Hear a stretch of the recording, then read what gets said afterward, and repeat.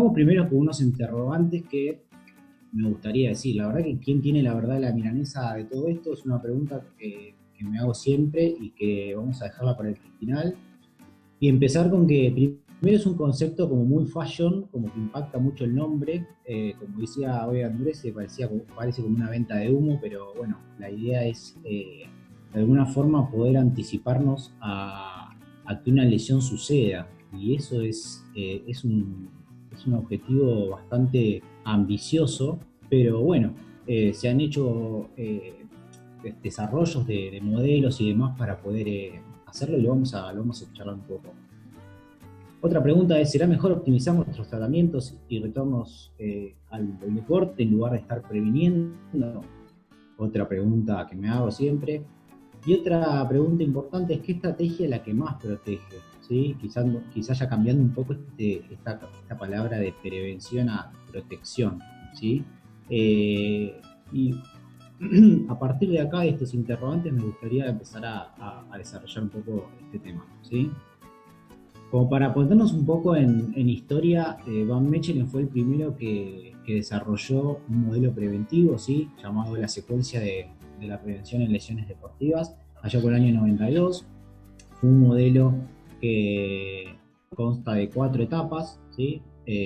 Una etapa donde se intenta establecer la lesión epidemiológica, donde se busca el mecanismo de lesión. La tercera etapa donde se introducen medidas preventivas para poder mitigar ese riesgo, y la cuarta es volver a evaluar y a repetir el primer paso. Este fue uno de los primeros artículos publicados, uno de los modelos madre que luego fueron desarrollando otros autores a lo largo del tiempo. Quizás a veces confundimos lo que son los modelos con la segunda etapa del modelo de Van Mechelen, que es la del mecanismo de lesión, conocer el mecanismo de lesión. En línea a lo que venía diciendo Van Mechelen,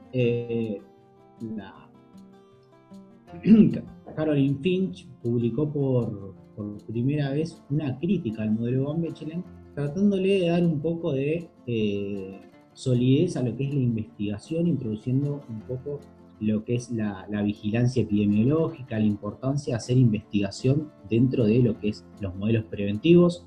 Estableció parámetros para tener en cuenta, como también fue la primera que dijo que deberían detallarse bien los métodos para que puedan ser reproducibles en todas las poblaciones. Y siguiendo un poco con Finch, O'Brien en el año 2018, siendo alumno de Finch, desarrolló un modelo circular que se llama el modelo de Team Sport Injury Prevention, que es el que ahora actualmente fue publicado en la guía de lesiones musculares de Barcelona, tomando como punto inicial la idea de Van Mechelen, llegando hasta este que es el más actual, ¿sí? Pasando un poco ahora y tratando de establecer qué sucede en esta segunda etapa del modelo Van Mechelen, tenemos que empezar a conocer quiénes investigaron estos mecanismos de aparición de la lesión. Perdón, estos mecanismos no, estos modelos de cómo conocer la etiología, análisis de factores de riesgo. Bueno, primero fue Miguel. Está el amigo de Diego, Roald Barthes. Uno de los primeros fue Miguel con este modelo, un modelo lineal. Luego Barthes lo criticó y le agregó cuestiones que tienen que ver con las características del deportista y del evento.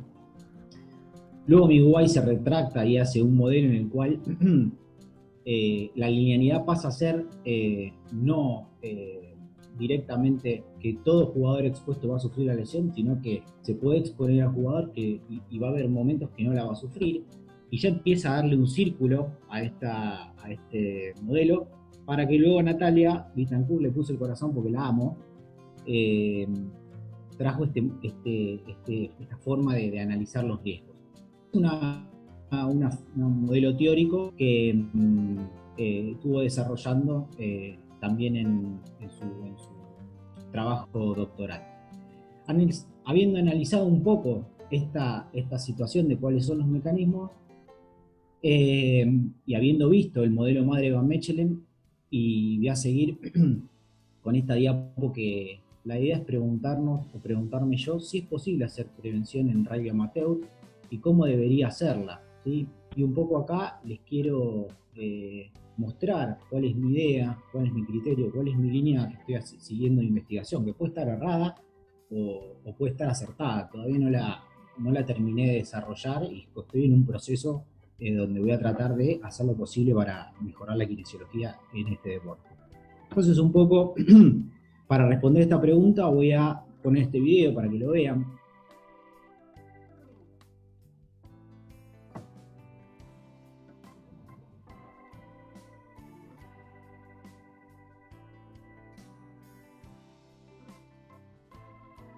Les quería decir que, bueno, que esa trayectoria de la pelota seguramente va a ser un poco lo que va a suceder en todo esto.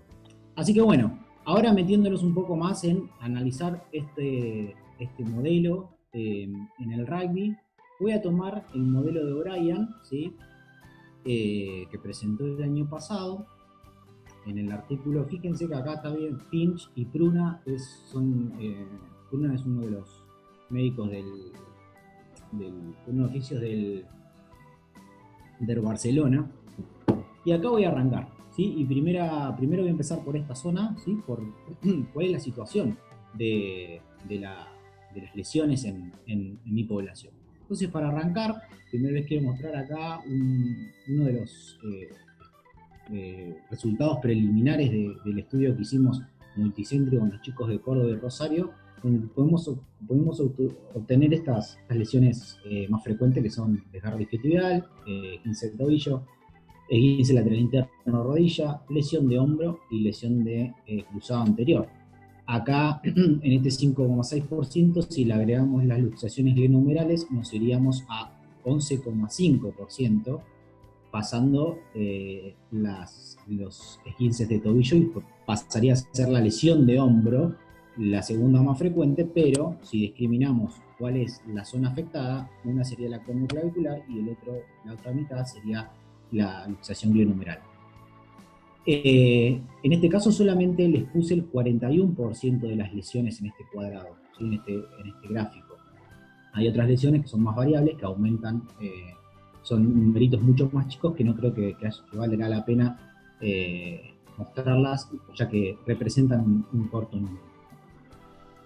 Y en cuanto a lo que pasa exclusivamente en mi club, desde el año 2017 que vengo haciendo los registros, y los patrones lesionales se vienen manteniendo con las mismas frecuencias, alterando un poco el orden, pero siempre son las mismas lesiones, ¿no? El desgarro isquiotibial, el esguince de tobillo, la lesión de cruzado anterior, luxación glenohumeral clavicular, la conmoción cerebral. En el estudio, en uno del estudio que hicimos el año pasado con los chicos del multicéntrico, no tuvimos una buena cantidad de N, una buena N de conmociones cerebrales. Pero por lo general es una lesión frecuente. Si bien acá pueden ver que los picos del 2017 al 2019 han ido bajando, realmente yo me pregunto por qué. Porque no he tenido un régimen muy estricto de trabajo preventivo en sí. Entonces me pregunto realmente por qué ha bajado este número. Obviamente acá el 2020 no lo vamos a tener en cuenta porque es la situación de COVID que nos trajo este parate tremendo. Conociendo ya cuáles mis lesiones más frecuentes, yo debería preguntarme qué es lo que está sucediendo con los programas preventivos o con la situación preventiva, más que con los programas actualmente. Y me atreví a hacer una encuesta entre mis colegas kinesiólogos de clubes. Llegué a una N de 35 encuestas, pero la verdad que lo hice como para tener unos datos preliminares y poder ver a ver qué es lo que estaba sucediendo. Antes de mostrarles esa encuesta, me gustaría mostrarles qué programas preventivos existen. Existe el programa Activate, ¿sí? Que es un programa desarrollado por investigadores de la Universidad de Watts. Y fíjense lo importante que la Unión está asociada a una universidad para hacer investigación. Eso es algo muy interesante que acá no está sucediendo. Y es un programa que en la entrada en calor de los equipos, que se analizaron 81 equipos, de los cuales la mitad fue dado de baja porque no cumplió con los requisitos, solamente 41 equipos, entre ellos de rugby profesional, amateur y universitario, pudieron aplicar el programa. Las lesiones se disminuyeron en un 40% sin tener ningún tipo de beneficio en las lesiones de miembro superior, pero sí en lo que es conmoción y miembros inferiores. Y otro programa es el Rugby Smart y el Book Smart. El Rugby Smart de nacionalidad neozelandesa y el Book Smart sudafricano. Ambos programas tienen la particularidad de trabajar sobre todo con el círculo que rodea al jugador, con el referee, con los entrenadores. Es más bien un sistema educativo general, más que un programa específico, que si bien tiene un programa de ejercicios, también se dan las entradas en calor. ¿Qué obtuvieron en este estudio? Nada, que lo más importante fue que disminuyó la cantidad de conmociones cerebrales asistidas en los centros de atención sanitaria, ¿sí? Eso fue uno de los hallazgos más interesantes. Lo que tienen estos dos programas, que son programas de entradas en calor, y que específicamente no tratan ningún factor de riesgo, simplemente son un grupo de ejercicios que van con el concepto de todo lo mismo para todos, que quizás es controversial eso y habría que preguntarse si realmente es efectivo. La evaluación que hice, o la encuesta que quise hacer, totalmente desestructurada, con 2 o 3 preguntas como para conocer un poco qué es lo que están haciendo mis colegas, que de buena onda me respondieron. Fíjense que el Activate no lo usa ninguno y el Rugby Smart lo usa muy poco porcentaje. Después otros usan el FIFA más 11, trabajan sobre la fuerza según sus déficits, otros trabajan sobre los sprints, sobre la plancha Copenhagen, nórdicos, su movilidad articular, sobre todo movilidad de hombros. Eduardito, sí. ¿Y vos sabés si el Rugby Smart lo usan igual o solamente usan ejercicios sacados del programa? No, eso, Poli, no lo pregunté porque quería ver una tendencia para ver si realmente me daba la situación como para poder hacer una encuesta un poco más seria después, con un detalle un poco más interesante de cada cosa y saber más en precisión. Así que esto lo hice como para ver cómo era la situación y ver si más adelante vale la pena hacer una más grande, que seguramente que sí. ¿Está bien? Perfecto. Bueno. Ejercicios de flexibilidad, estabilidad y algunos ejercicios del FMS. Esto es lo que está pasando con los colegas, obviamente conmigo, que también la respondí, no voy a quedarnos fuera. Bien, esto es la situación con la prevención. Ahora, ¿cómo estamos analizando los factores de riesgo? ¿Sí? Esta es otra de las preguntas que se hace O'Brien, ya identificando el factor de riesgo. Y vamos a ir a analizarlo desde 2 etapas. Hay 2 propuestas interesantes. Una propuesta es la de Mark Rowe, ¿sí? Que en su trabajo de 6 etapas, lo que hace un marco de 6 etapas, analiza los riesgos. Y otro de los interesantes aportes fue lo que habíamos hablado de Natalie, una interacción de factores de riesgo que nos ayudan a entender cómo es la aparición de estas lesiones, ¿sí? Son 2 modelos teóricos, pero bueno, sirven un poco para pensar cómo es la situación. Y analizando cuál es mi situación, específicamente, estamos desde acá arriba, que sería desgarro isquiotibial, lo que habíamos visto hoy, pero con una curvita. Primero, quizás apuntando un poco al conocimiento y a ver cuáles son factores de riesgo más comunes, encontré estos como los más importantes. la disminución de fuerza excéntrica, la edad y la historia pasada. En cuanto al esguince de tobillo, en una revisión muy interesante pudimos encontrar que la movilidad en dorsiflexión, la lesión previa de tobillo, la alteración del índice de masa corporal para arriba, aumentado, déficit de control motor y estabilidad, son factores de riesgo. Cuando nos vamos un poco más a analizar el ligamento lateral interno, no he encontrado más que algunas fallas en las lesiones por no contacto de algunos artículos que han planteado el valgo dinámico en positivo en aquellos atletas que han sufrido, sobre todo en público femenino. Pero en rugby la mayoría de las situaciones son por no contacto. Por contacto digo, por tackle, y ahora les quiero mostrar la situación más común para que vean qué es lo que sucede. ¿Ahí lo vieron? Repetilo porque se tilda un toque. Dale, va de vuelta.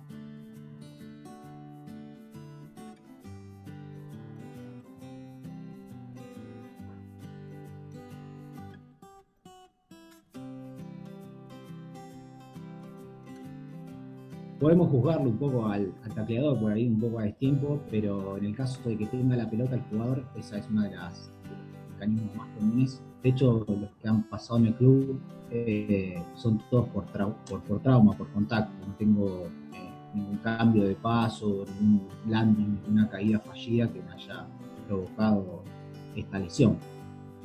En cuanto a lo que es la lesión acromioclavicular, en esta revisión muy interesante de los mecanismos de las lesiones traumáticas en el rugby, en el hombro del rugby, tenemos a estas, ¿sí? La del try scorer, la del tacleador, la de impacto directo contra el piso y la de la caída en flexión de codo. Y en cuanto a lo que es el ligamento cruzado anterior, tenemos muchísimos factores de riesgo, como para poner algunos acá y no extenderme mucho con la clase que les dio Nacho. Lo que ha pasado en el club, que fue el 56% fueron por contacto, obviamente el mecanismo siempre extensión, valgo, rotación interna, y es importante tener en cuenta en estas lesiones, obviamente la lesión previa, el control muscular en cuanto al déficit de fuerza, y que el rugby es un deporte de tipo 1. Obviamente teniendo en cuenta que la población adolescente y las mujeres también aumenta un poco más el riesgo, son poblaciones en riesgo, pero bueno, como no es una población que a mí me persigue, entonces no lo tengo muy en cuenta. Esto es un poco el análisis de los factores de riesgo, ¿sí? Que tengo en mi población. Pero algo muy importante que está muy en boga y está apareciendo cada vez más es el rol de la fatiga en la aparición de estas lesiones, ¿sí? Para ligamento cruzado anterior, para las lesiones del hombro, este aporte que nos dio Tim Gabbett, para las lesiones de esguince de tobillo cuando hay un déficit de fatiga en los estabilizadores laterales, en lo que es también el valgo dinámico y en el isquiotibial. Entonces es interesante tener en cuenta también la fatiga, que si bien no lo nombré, es importante tenerlo en cuenta. Entonces podemos tener un patrón muy común que es el de la lesión previa. Entonces, si habremos escuchado a varios de nuestros profes decirnos que no hay nada peor para tener una lesión que haberla tenido previamente. Entonces, me pongo a pensar, bueno, ¿cuáles son las barreras que voy a tener para poder implementar, si yo quiero diseñar un plan, cuáles van a ser las barreras que voy a necesitar pasar, ¿sí? O atravesar? Y les voy a mostrar cuáles son todas las barreras que nacen desde bien arriba, desde el país, desde la comunidad. ¿Cuán popular es el deporte? ¿Realmente hay políticas educativas en la facultad